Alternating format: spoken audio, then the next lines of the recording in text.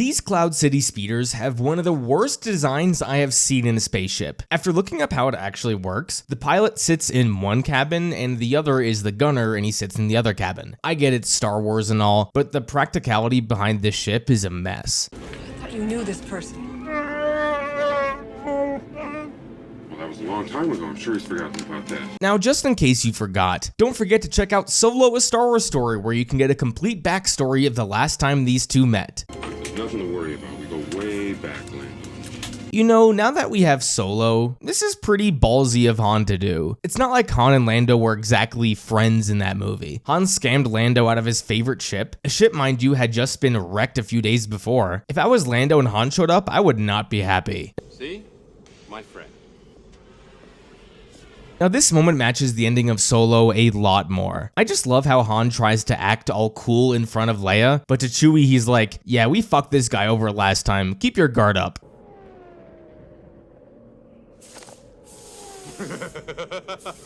So at first I was gonna say how strange it would be for Lando to act this way after seeing Han for the first time in a decade, but he's probably under the threat of Vader right now, so he's acting on his best behavior so Han doesn't get spooked. I really wonder how Lando would have reacted if it was just a normal day and he wasn't under threat from the Empire. What have you done to my ship?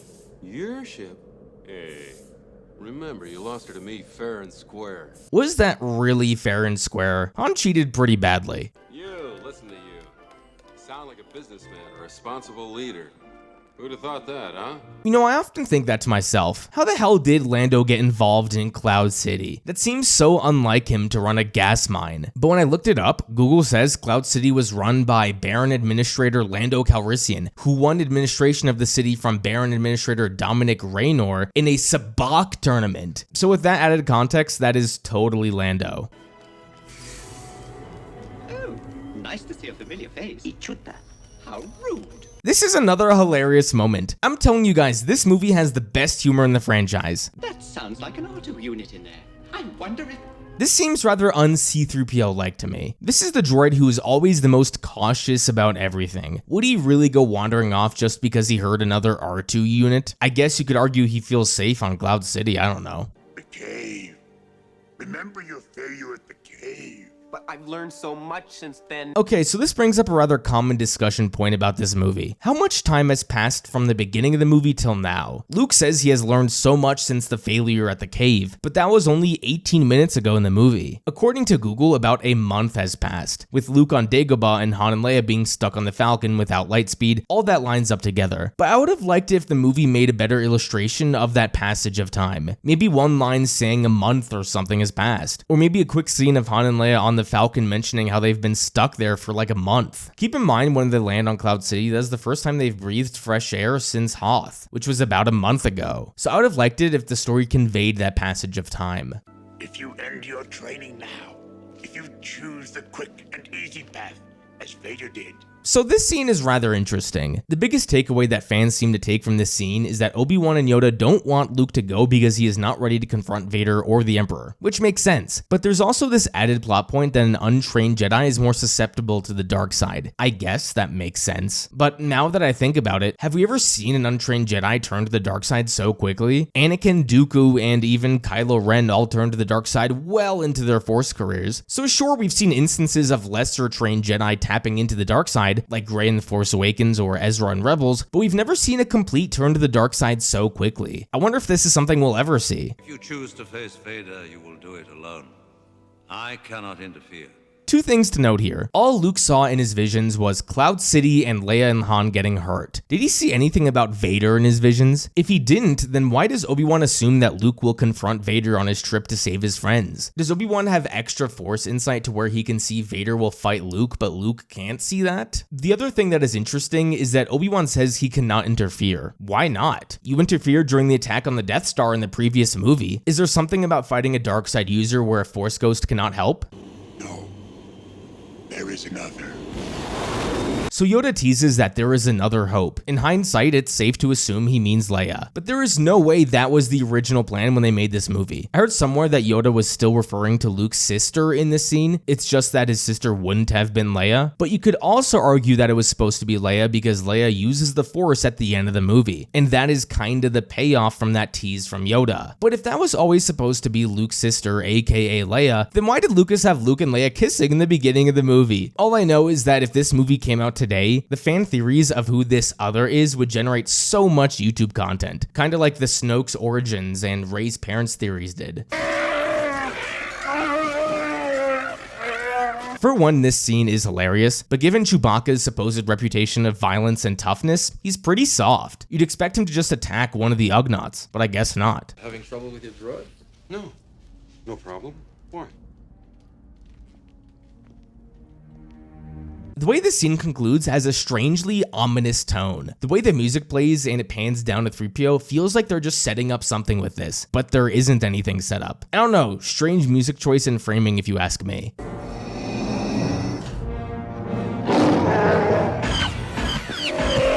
In the background here, you can actually see blaster marks from Vader deflecting the blaster shot. Also, it's gotta be emphasized how cool this is. It makes Vader feel invincible in a way. The dude can literally block blaster shots with his hand. This is another ability I don't think we've seen in Star Wars since then, at least not in any of the main movies. People love to meme how after this scene that dinner must have been so awkward, but I would like to take a second to imagine how this encounter was set up. So Vader and the Empire arrive before Han does. Instead of just arresting Han and Leia the second they walk into the building, they decide to wait a few hours for some reason. Then Vader agrees to sit here and wait at a dinner table while Lando goes and fetches them. It's just a strange thing for someone to realistically agree to. Like, instead of Lando fetching them and bringing them to the dinner table, why not just walk into Han's quarters and arrest them right then and there? Oh, and then for dramatic effect, we're gonna have Boba Fett hide off to the side and show up slightly delayed. It's just all so goofy, but I love it.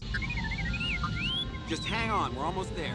When did Luke know Han and Leia were stuck on Cloud City? When he had visions, he said he saw a city in the clouds. But does he know that means Bespin? Does Luke also have access to coordinates of every planet in the galaxy? In the previous scene, Lando was talking about how he was able to keep Cloud City away from the Empire for a long time. If that were true, you'd think that it would be a little harder to find, especially for someone who had never been there like Luke. Stormtroopers. Here.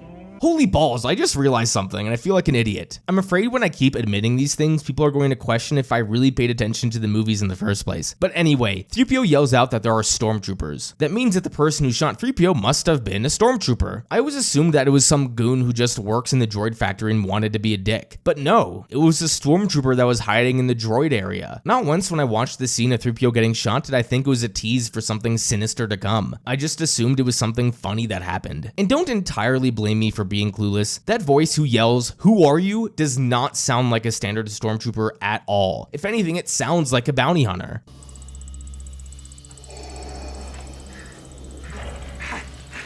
I wonder if after that pathetic interrogation droid that couldn't properly interrogate Leia in the previous movie, Vader wanted an upgrade and got this. Unless, of course, this interrogation chair is property of Cloud City, which in that case, it's kind of crazy to think about, that this innocent mining colony has a really advanced torture chair. Lord Vader, what about Leia and the Wookiee?